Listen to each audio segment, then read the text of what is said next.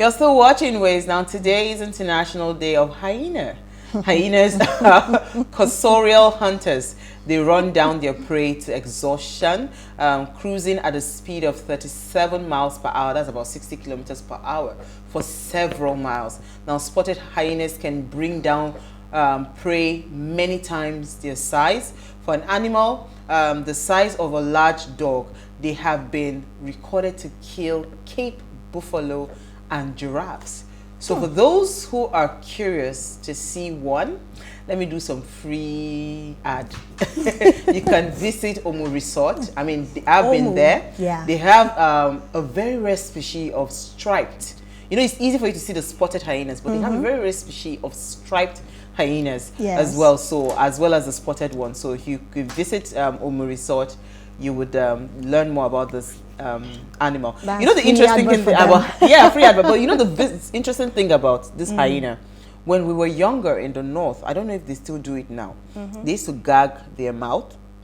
They gag the mouth of the hyena. So if you were bedwetting, yes, if you were bedwetting, so these guys that we call the Fulani headsmen, the headsmen used to work with hyenas as alongside dogs. Oh my yes, goodness. those were their protector. So if you were bedwetting, they would bring you, they will come to the neighborhood. All the boys or girls that are bedwetting, they will make you sit. So I don't know whether it was the fear of sitting on the hyena that made them stop peeing on the bed. Wow. But it worked. Seriously? They will make you sit on the hyena, yes. Wow. I witnessed it, I mean, several times, because in my neighborhood, we had a lot of, you know, small children, the northerners, and also they used to bring the hyenas. They would just come on a Saturday morning like this. You see the child screaming their bones out. So maybe it's a fright. what I actually gathered from my visit to the resort back then was that the hyena, that's the striped one, actually laughs at night. Speaks when it's 12 midnight, immediately you see the hyena laughing. Yeah. So that's like their alarm to know that it's already time. Yes, it's time. Yeah. They call it a very bad animal. How about you, Temi? Do you have any stories of hyena for us? No, I don't. I mean, just listening to both of you, I thought you were actually sharing folk tales or something, especially the part of saying that, you know, children will sit on the hyena. Oh, real life story. Real life story.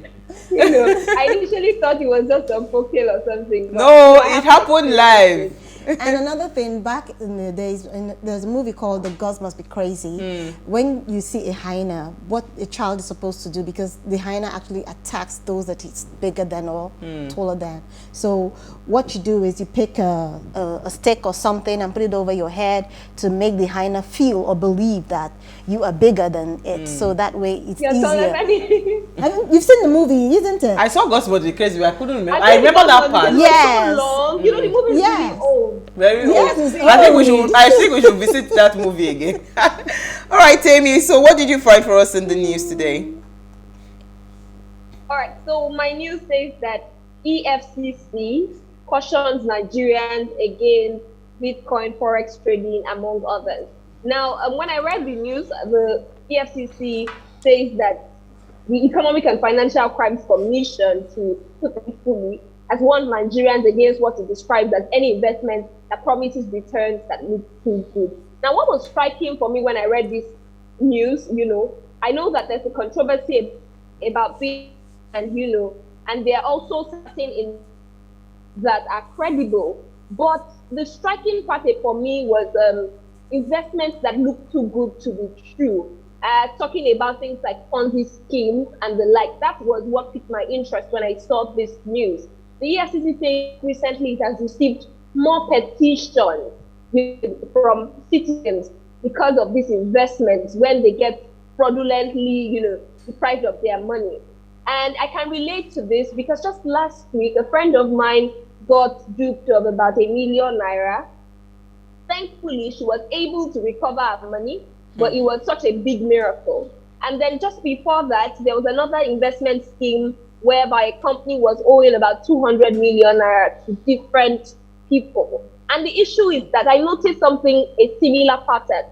Some of the contracts, some of the letters, documents that they give to the people, to their clients, to the investors now, are similar. So they seem to me to be like copy and paste, giving them the same terms. promising them that they will get some incredible amount of money after a short period of time, and telling them that it is, it's certain. So they guarantee them. And then these companies go ahead to, maybe some of them even innocently trade the money in maybe Forex or things like that, and then lose the money for some of them. And then these people, they get into trouble, they take the case to EFCC, it drags on and on. And so when I read this, my thought for everyone that is listening now is that it's very important for us to be careful. Whenever we want to invest, it's very important to do due diligence, to know about the company, to know what your money would. Financial experts usually say that you must know what your money will be used for. You must understand it. Read through, like when you see you get 50% interest in 1 month or in 2 weeks, don't just jump at it.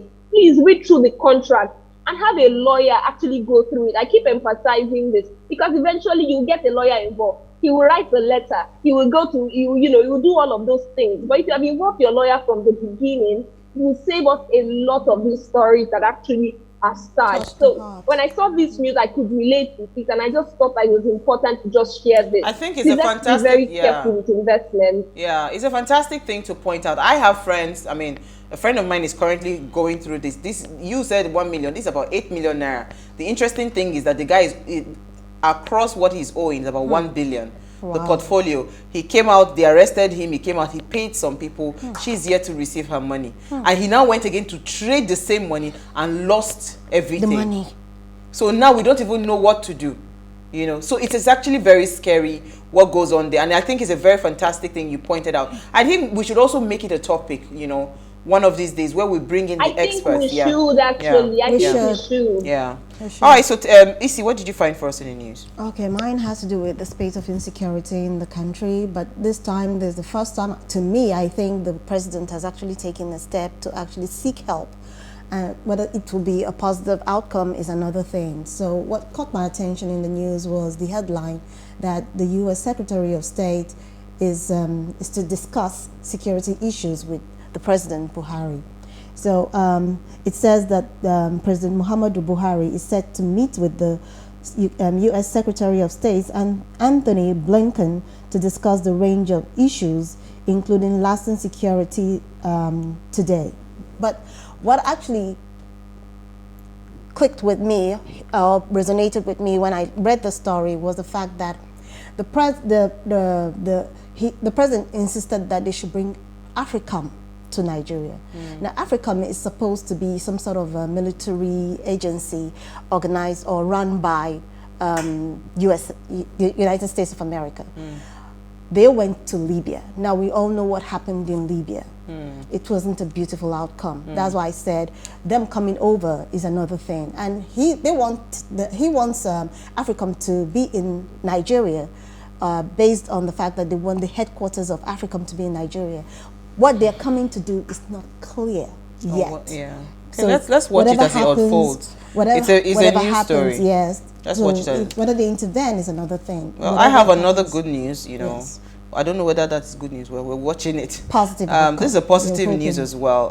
So there was a young man with the handle Zonman or something. That's his handle, but it's Oluwa Pelumi, that's his name. It says, I really need help with to stop this injustice.